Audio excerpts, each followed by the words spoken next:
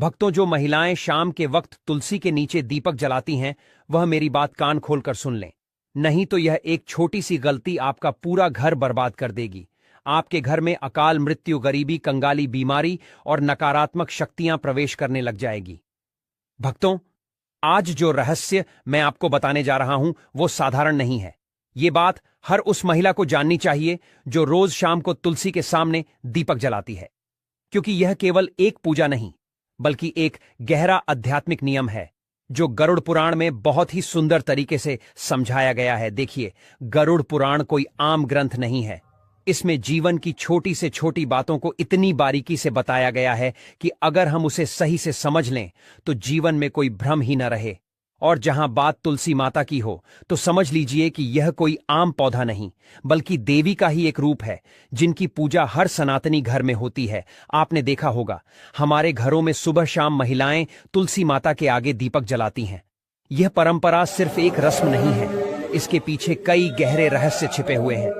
गरुड़ पुराण और दूसरे वैदिक ग्रंथों में भी तुलसी के पूजन का बहुत बड़ा महत्व बताया गया है। खासकर शाम के समय दीपक जलाना तो मानो सीधा पुण्य का दरवाजा खोल देता है। लेकिन भक्तों, बहुत कम लोगों को यह पता है कि इस दौरान कुछ खास सावधानियां बरतनी जरूरी होती हैं। जी हां, महिलाएं जब शाम को तुलसी के सामने दीपक जलाएं तो उन्हें किन बातों का ध्यान रखना चाहिए, यह जानकारी बेहद जरूरी है, क्योंकि इन छोटी छोटी बातों से ही हमारे जीवन में बड़ा फर्क आता है।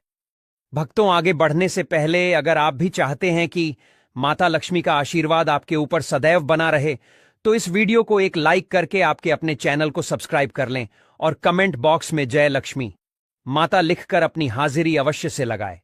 भक्तों देखिए, तुलसी में दीपक जलाने की बात तो हर कोई करता है। सब कह देंगे कि सुबह शाम तुलसी के आगे दीपक जलाओ, बड़ा पुण्य मिलेगा, सुख शांति आएगी।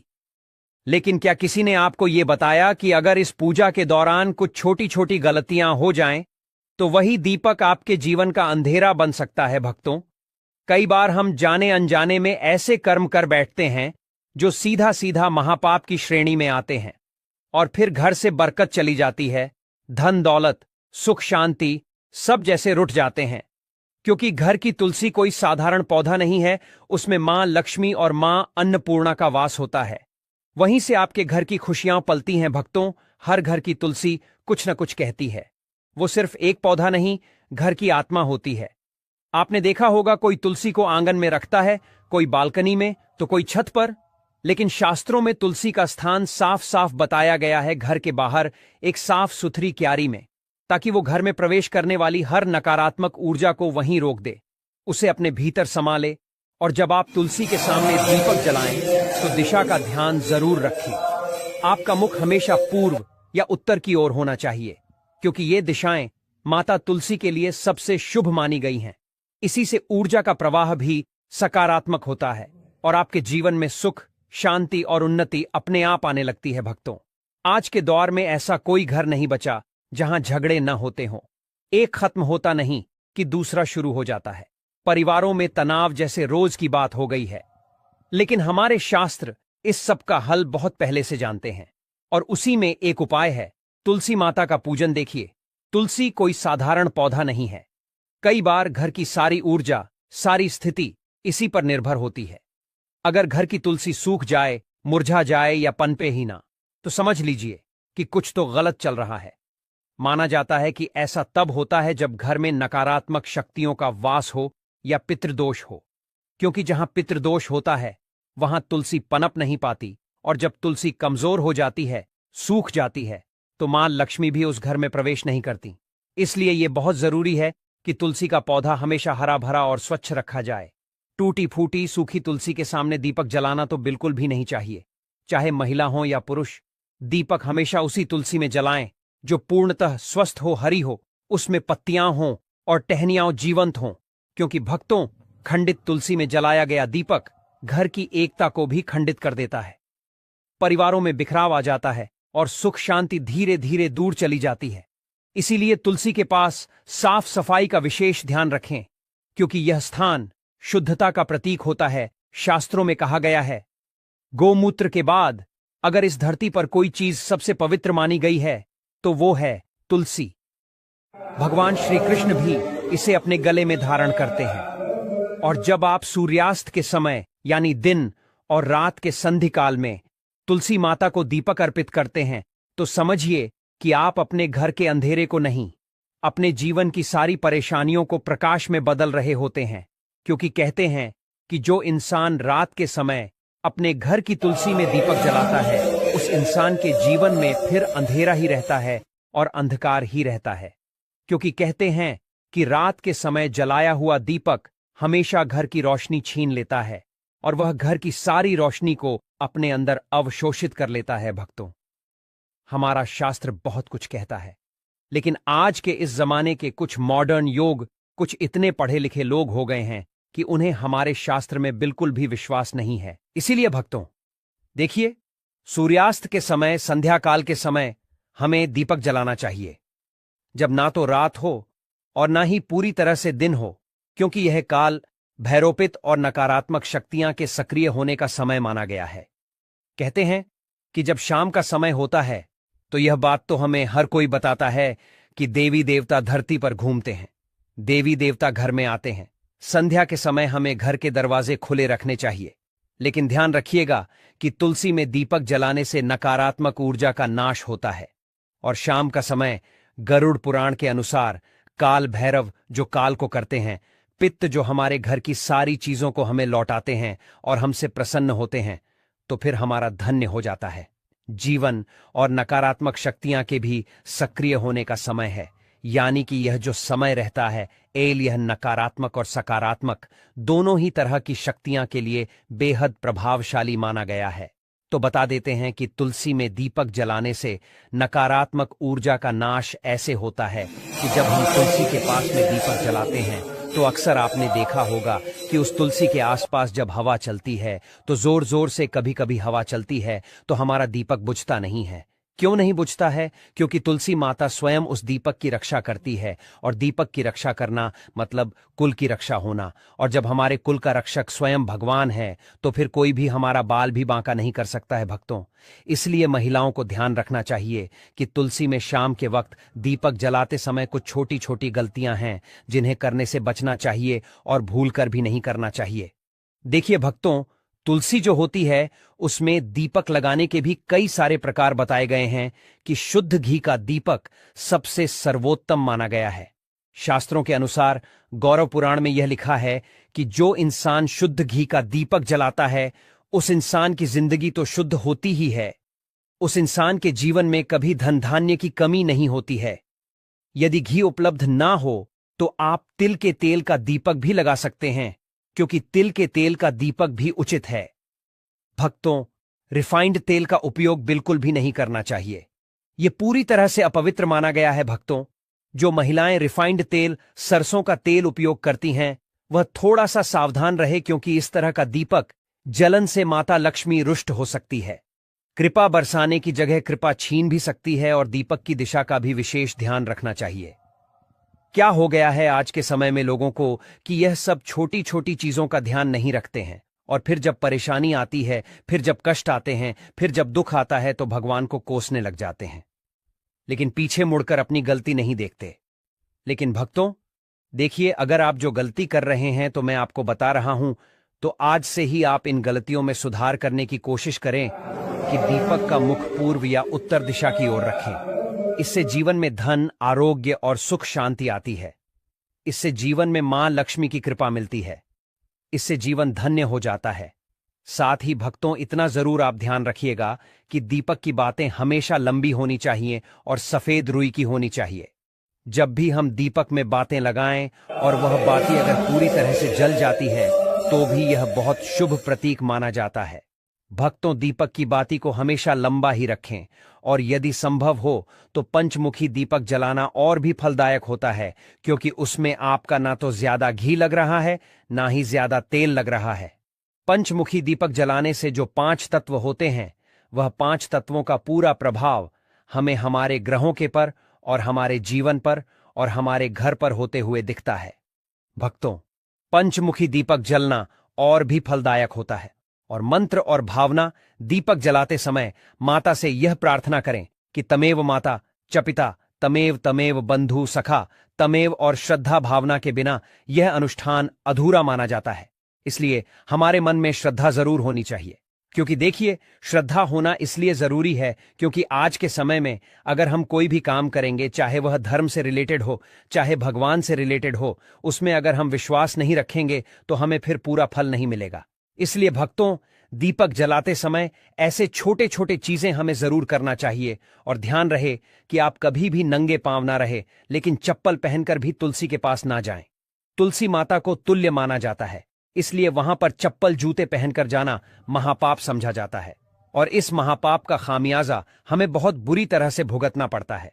जो लोग तुलसी के पास चप्पल जूते का स्टैंड बना लेते हैं, जो लोग तुलसी के पास जूते चप्पल खोलकर चले जाते हैं, भक्तों देखिए, अचानक से बीमार पड़ जाना, अचानक से आर्थिक तंगी से जूझना, अचानक से पेशा चले जाना, अचानक से दुख आ जाना।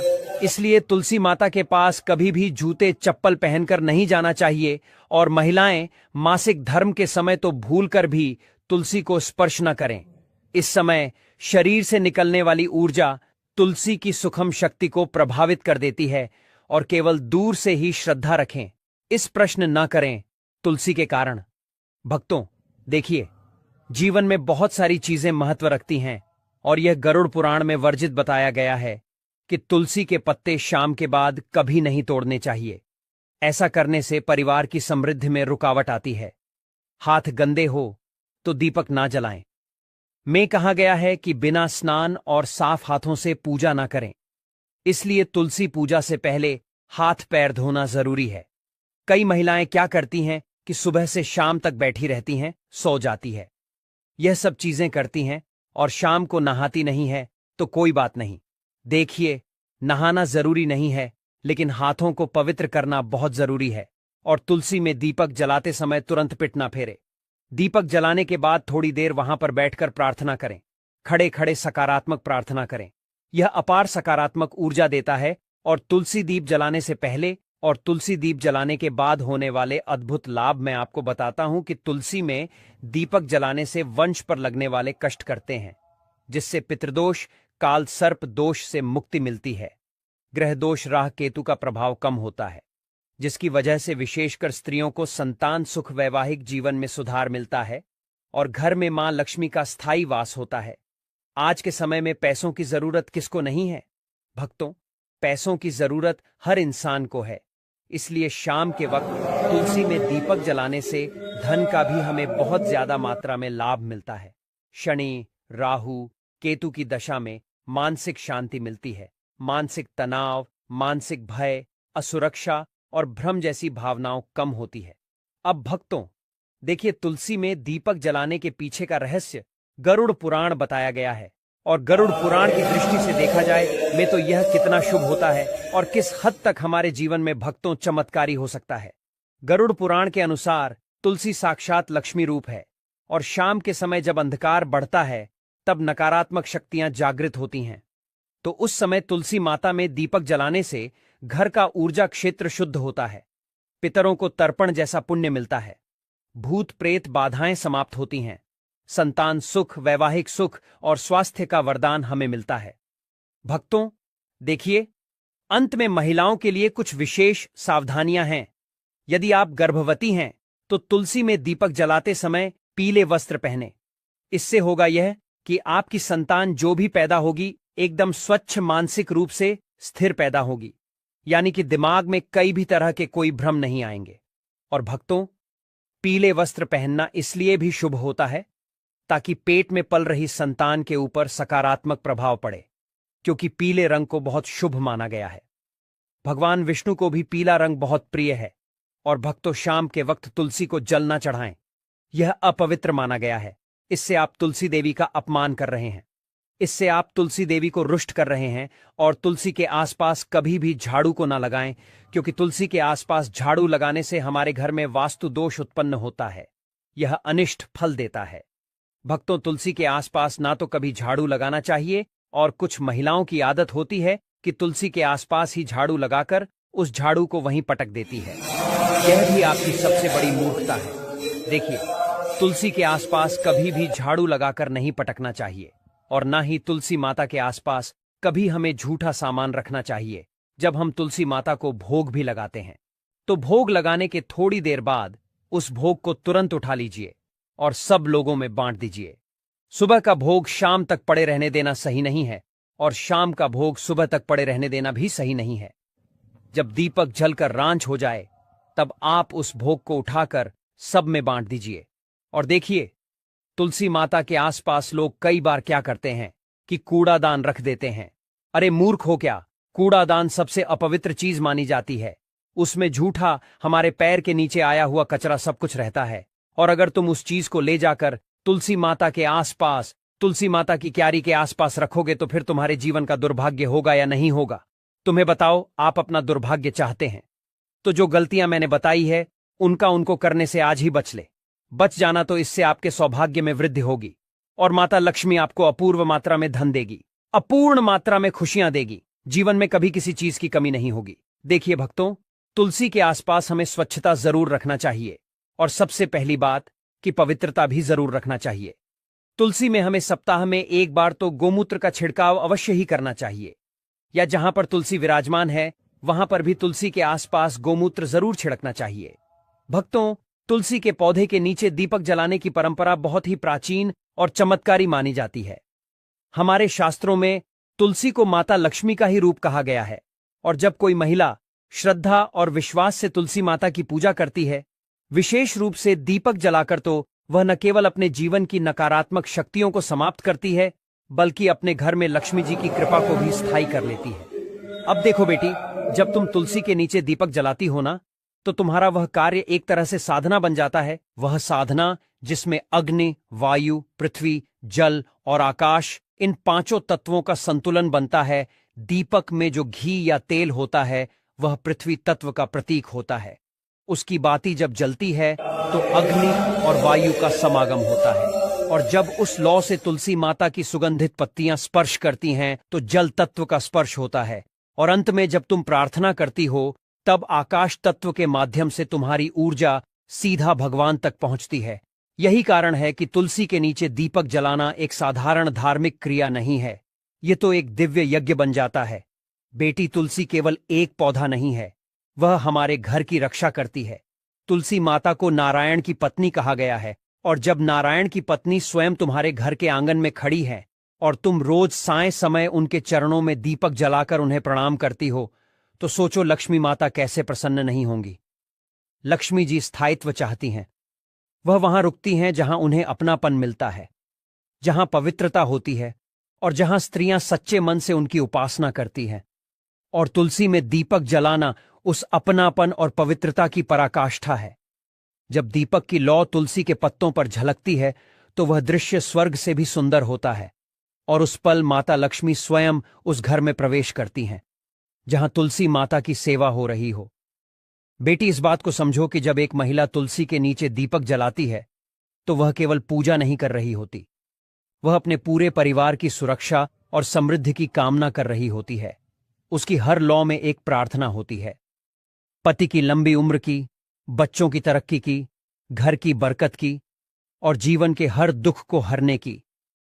दीपक की वह हल्की सी लौ रात के अंधकार को काटती है और प्रकाश फैलाती है। वही प्रकाश लक्ष्मी जी को प्रिय है। तुलसी माता की महिमा में कहा गया है कि वे हर दिन सूर्यास्त के बाद जागृत होती हैं।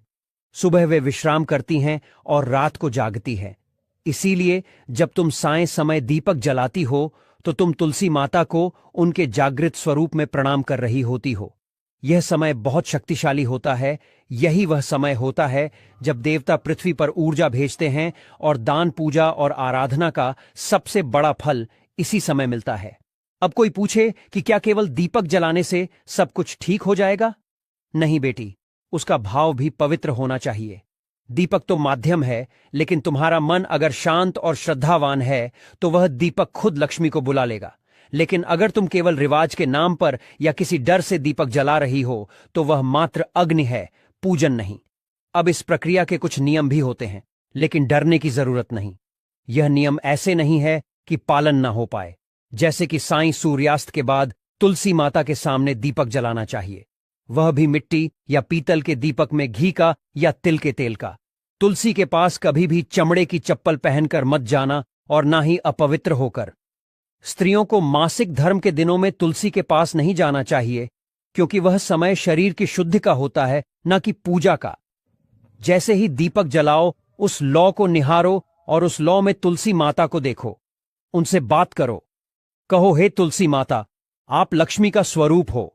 आप मेरे घर की रक्षा करो, मेरे परिवार को सुखी रखो, मेरे मन को शुद्ध बनाओ और मेरे घर को कभी दरिद्रता का सामना न करने देना।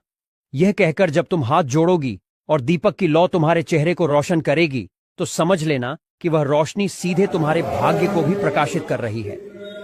जब कोई स्त्री इस श्रद्धा और नियम से तुलसी पूजा करती है, तो उसे 5 प्रकार के लाभ मिलते हैं: शारीरिक, मानसिक, आत्मिक, पारिवारिक और भौतिक।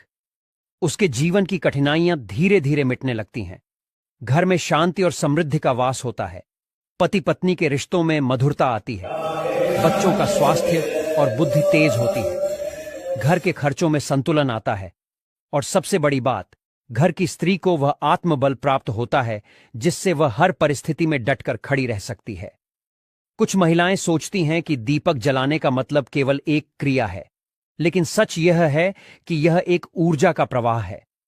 तुलसी के पास दीपक जलाने से जो सकारात्मक ऊर्जा उत्पन्न होती है, वह पूरे घर को घेर लेती है। और यह ऊर्जा केवल धन नहीं लाती, यह प्रेम लाती है, संतोष लाती है, संयम लाती है और शांति लाती है।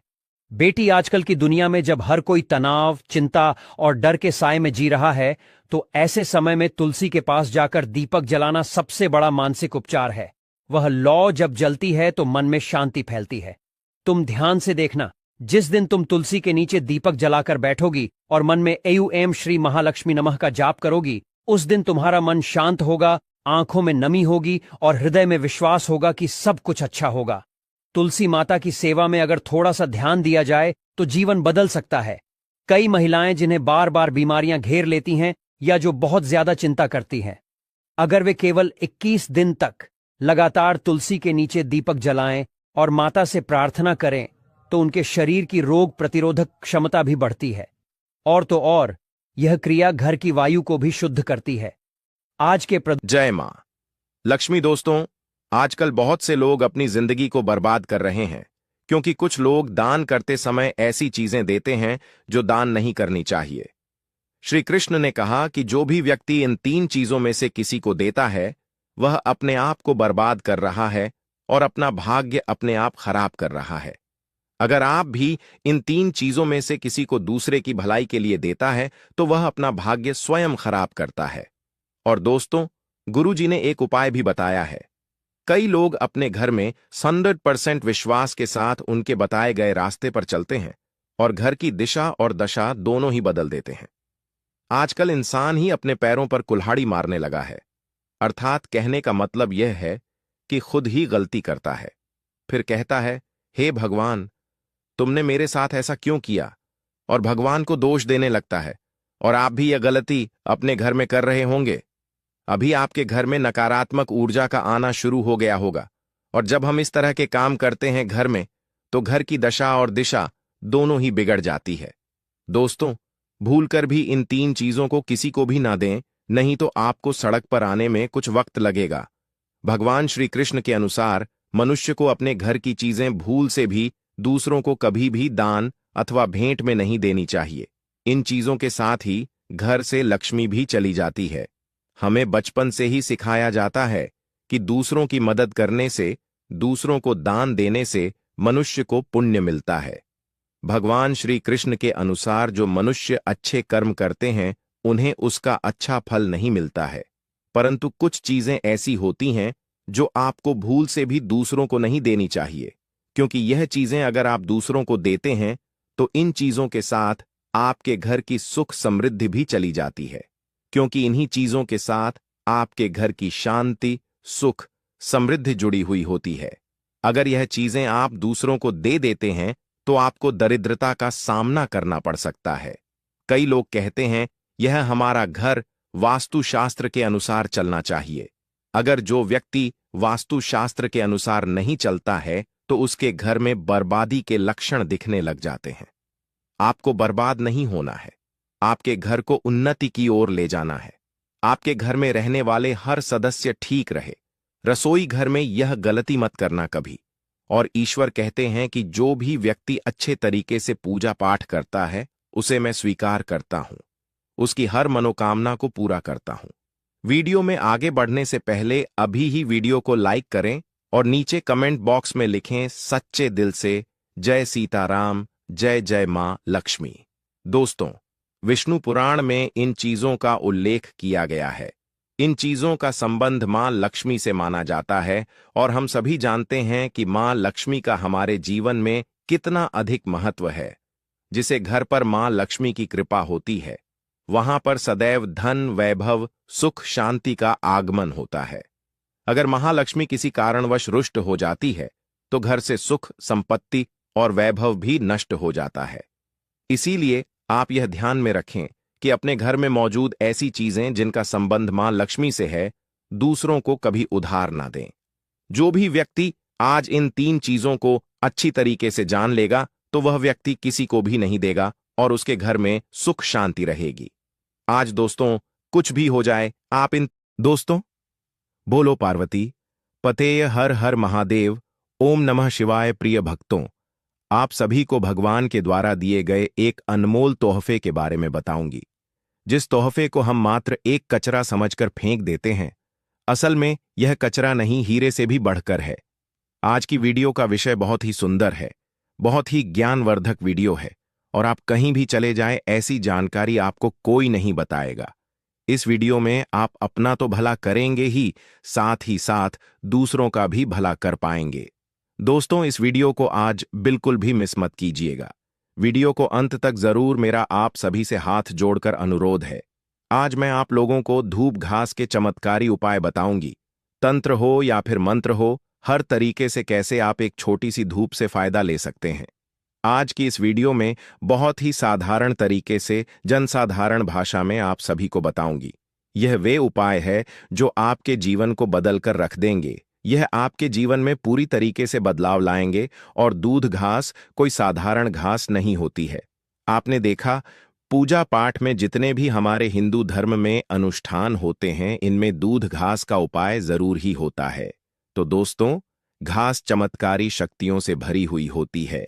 स्वयं इसकी जड़ में मां गंगा बसती है और इसकी गुप्त जानकारी बहुत ही कम लोगों के पास होती है। धूप घास देवी दुर्गा तथा प्रभु श्री गणेश को चढ़ाई जाती है। इसे देवी दुर्गा और भगवान गणेश जी बहुत ही जल्दी प्रसन्न भी हो जाते हैं और प्राचीन शास्त्रों में इसके अनगिनत चमत्कारी फायदे बताए गए हैं। तो इनमें से मैं आप लोगों को कुछ ऐसे आयुर्वेदिक और तांत्रिक उपाय और फायदे बताऊंगी कि आप खुद सुनकर के चौंक जाएंगे। तो करना क्या है? सबसे पहले तो आप इसके लाभ हासिल करने के लिए हमारे इस वीडियो को लाइक कर दीजिए और चैनल श्री शिवाय टीवी को सब्सक्राइब जरूर करें। सच्चे दिल से कमेंट बॉक्स में ओम नमः शिवाय जरूर ही लिख दीजिए। अब आपको ऐसा क्या करना है, ध्यान से सुनते हुए चलिए। दोस्तों, जितने भी पौधे हैं, वनस्पतियां हैं, यह सब भगवान शंकर जी के द्वारा ही उत्पन्न हुई हैं। दोस्तों, यह दूध घास है और यह हमारे भारतवर्ष में यत्र तत्र सर्वत्र हर जगह आसानी से देखने को मिल जाती है। यह जो दूध घास है वह आप अपने घर के आसपास, चाहे आप किसी भी स्टेट में रहते हो, किसी भी राज्य में, किसी भी देश में या किसी भी गांव या शहर में रहते हो, आपको आसानी से कहीं भी देखने को मिल ही जाती है। दूध घास की एक खासियत है कि यह कम पानी में भी पनप जाती, यानी कि यह कम पानी में भी अपना जीवन यापन कर लेती है। और जिस जगह पर दूध घास लगी होती है, थोड़ी सी अगर आप लगा दें तो यह अपने आप ही पूरी तरीके से वहां पर फैल जाती है। आजकल तो लोग अपने घर की सुंदरता को बढ़ाने के लिए भी इसी घास का उपाय करते हैं और वहीं कुछ लोग आर्टिफिशियल घास का भी उपाय करते हैं।